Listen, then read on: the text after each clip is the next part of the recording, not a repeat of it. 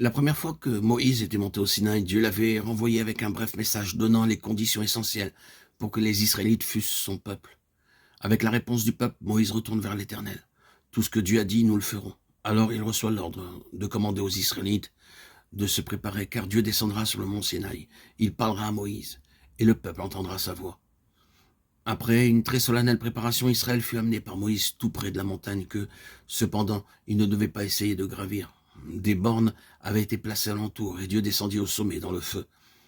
La fumée montait comme celle d'une fournaise, et la montagne tremblait fort, et le son de la trompette se renforçait de plus en plus.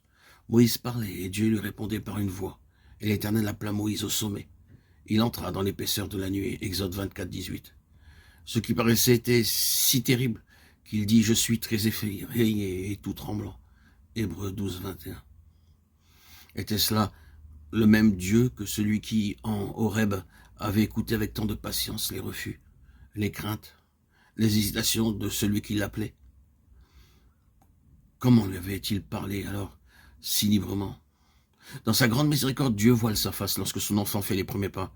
Par la suite, et lorsque le moment est venu, il révèle quelque chose de sa sainteté, autant que l'instrument peut en supporter. Et cette révélation, c'est que l'Éternel est un feu consumant. Peut-être bien des chrétiens ont-ils, comme Moïse, rencontré l'Éternel au mont Horeb, où Dieu s'est révélé à eux comme une flamme brûlant leur cœur, ainsi que dans le buisson, ils ont marché avec Dieu dans l'obéissance de la foi et annoncé le message de la délivrance aux âmes encore dans l'esclavage. Ils ont appris à se confier en Dieu à l'heure du danger. Ils chantent le cantique de victoire et dans les épreuves qui leur sont survenues, ils ont fait l'expérience de la puissance du calvaire pour changer les eaux amères de la vie propre en eau douce, celle de la vie céleste.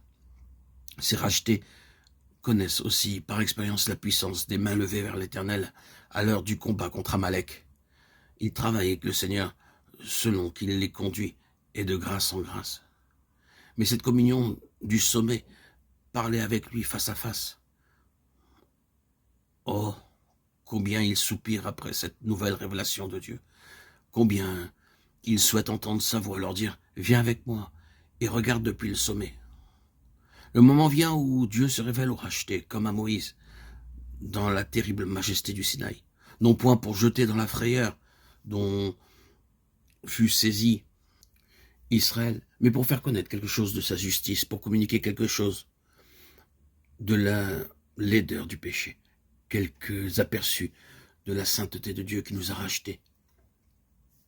Ce n'est pas en Égypte que les Israélites furent initiés à la loi de Dieu et à ses jugements.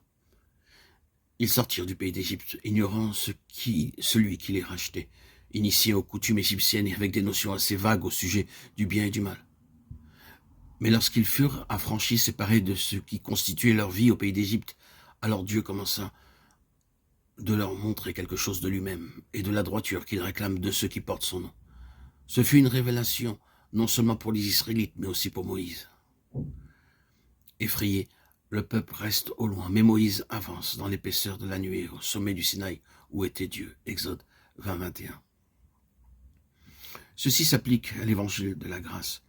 Le jugement intervient d'abord et peut s'accompagner d'épaisses ténèbres. Mais quand le péché est allé à la croix et qu'il s'est mis au bénéfice du sang versé en expiation du péché, alors la lumière, une lumière céleste resplendit dans son cœur.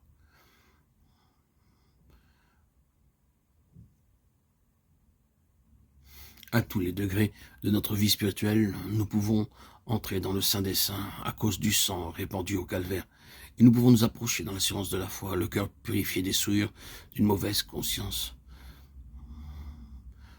Mais avant que nous connaissions Dieu face à face, il arrive qu'il s'approche de nous enveloppé d'épaisses ténèbres. Non point le genre de ténèbres qui recouvrit le pays d'Égypte, mais des ténèbres du Saint desquelles il parle et juge nos vies, lui, le Saint et le Juste, jusqu'à ce que tous les détails de ses vies soient en harmonie avec ce qu'il demande. C'est du sein des ténèbres que Dieu avait donné la loi. Ce contraste peut illustrer l'efficace de l'aspersion du sang sur le peuple et sur le livre de l'Alliance qui avait eu lieu au pied du mont avant que les anciens montassent avec Aaron